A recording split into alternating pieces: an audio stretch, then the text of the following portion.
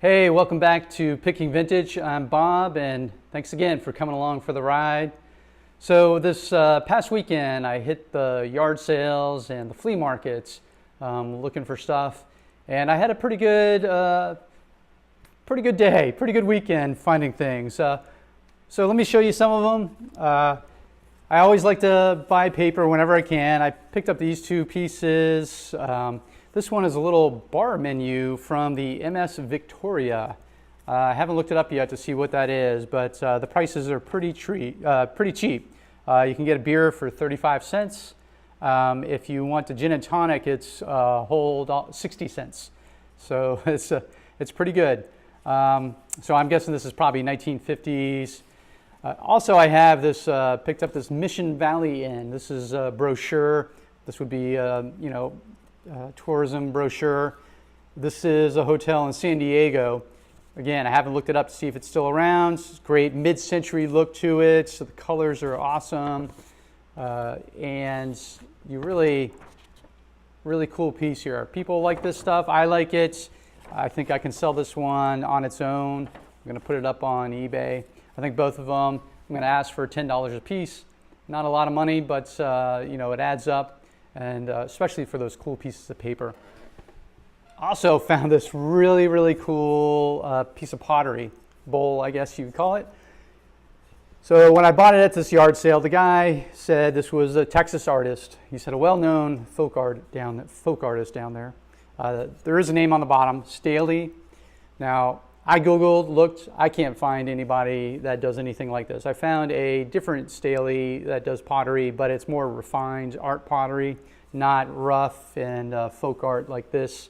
This is a little more primitive, but I like the look of the piece. It's cool. As you can see, I kind of like odd things and different things. I think this will fit well with that. So I'm going to hang on to it for myself, at least for now.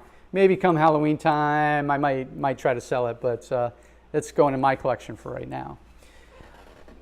I also picked up this pretty cool nightlight, vintage nightlight, probably maybe 60s. It's a GE Nighty Light. Still works. That's why I bought it. If it wasn't working, I wouldn't have touched it. So the radio works, the light works. It's a really neat piece. I looked online. They go for about $30. I paid $10 for it. Same with that piece of pottery. I paid $10 for that. Also at that yard sale was one of my lessons learned. So as I was walking up to it, I saw this mid-century chair sitting right on the edge, and I knew it was good right from the start. I don't know a lot about them. I think it's Wasili, and it's leather, chrome. I've seen them around, and I know they're valuable. They go for hundreds of dollars if you can find them. So I saw it out there. They had a really low price on it. I saw it had a little damage, but for that price, and actually I was able to get it for $5, and it had a little damage to the leather. Now it was sitting on the ground, rough ground, so I didn't think of anything until I got it back and set it on the floor, and it was wobbly, and I noticed that the chrome legs were bent in. And also I found a little bit more leather damage to it. And also, after picking it up and thinking about it, it might be an imitation of the Wasili chair and not a real one. So I think because I saw it, thought it could be valuable. I think I didn't look as closely as I should have on it. It was a lesson learned. Again, it was $5, so it wasn't a big loss, but it's something that, if you're going to make money at this thing, you got to pay attention to those kind of details. I still might be able to turn it around and make some money on it, but it was definitely a lesson learned for me. So after I did the yard sales, I went to the flea markets, and I got there kind of late, around 10 o'clock, which is much later than I typically go to the yard sale. I'm sorry, to the flea market. But it was crowded, a lot of dealers were there, so I walked around and came across one dealer that I think must have done either a estate clean out or a storage locker of some sort, had all these items from this one family. And I think he was in the military, and because I found several military items, paper, and also some Boy Scout items that I picked up, vintage, probably 1960s era from California.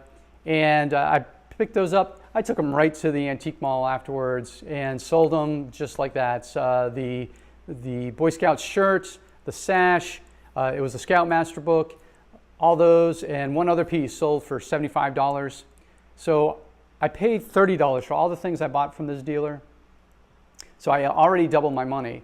But what I also got were 2 bins of vintage clothes. Now, I don't deal with a lot of vintage clothes. I know that folks who are buying them online can be picky about it. It's sometimes a challenge selling it. You got to find the right stuff. You know, I don't know a lot about it. It's not something that I know a lot about, so I'm always hesitant. But if the price is right, I'll buy it because I know folks that I can at least sell it to if I don't do anything with it. So I bought 2 kind of bins of the clothes. They were from the 1960s. And what really, I knew it was good when I saw this shirt and others. So this is a bowling shirt, probably from the 1950s. This, I had 4 of them. I took 3 already sold to a vintage clothing dealer in town for $75. So again, I've made $150 off of that 30 so far. But I kept this one. I'll probably go ahead and sell it. It doesn't fit me, but it's pretty cool. I haven't looked up what if this means anything in particular. But these things go online, $50 maybe. So this is probably a size medium, small, medium. They're cut short. I think that was so the shirt didn't get in the way while you were bowling, but they're kind of cut short. So they're really cool shirts. I was excited to see those when I looked at all of them. Now, some of the clothes had gotten damp and at some point and had a little bit of a musty smell to them. Now, I did some research and I was able to learn how to clean them. So I've been using a mixture of like OxyClean and vinegar. You let the clothes soak in that, and it takes away the odor. Also, of course, letting it sit out in the sun and the air takes that away, and now they're great. Not everything had the odor, but some things did. But thankfully, the really nice items that I couldn't wash were fine, like this sweater here. This is a beautiful, I think it's Angora and cashmere blend. Look at that beading on it. This was handmade, and a lot of the other clothes were handmade in Hong Kong. So it's really beautiful stuff. Again, I'm not sure the value of these things, but I'm guessing this, $25 to $50 for this. I'm not sure if I'll be selling it or if I'll be bringing it to somebody else who can sell it. This was a really cool piece here. This is a beauty. This one did have a stain on it that I was able to clean. This is, I think, man-made rayon. Beautiful collars. Really interesting print to it. I just liked it. Hopefully somebody else does and it can sell. I don't know anything about that one. But this one is really neat. Silk dress, again, made in Hong Kong. She was a petite lady, whoever she was. So this was, I think right here, these are called frogs that help attach to close the dress. Really nice piece, clean, perfect. And not only with the dress, but also a little coat that goes with it. It's kind of drapes over, almost like a cape, but with sleeves.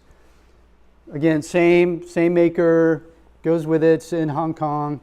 It just attaches in one spot and then is open all the way down. So it's a really neat piece. I don't know much about it, but I'm hoping the two combined will do well. Now that was pretty much what I bought at the flea market. Again, I have more clothes to go through, some dresses, some skirts, including a Pendleton skirt. I think it is wool skirt. It was actually made or sold in Disneyland. Disneyland had a store there that they would sell this clothing. So I have that.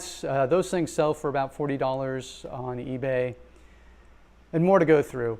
Now, yesterday I was out and hit a couple of thrift stores on my way running some errands, and I'm glad I did it because I didn't really find a whole lot, but I did find one really cool piece. This is one of my favorites.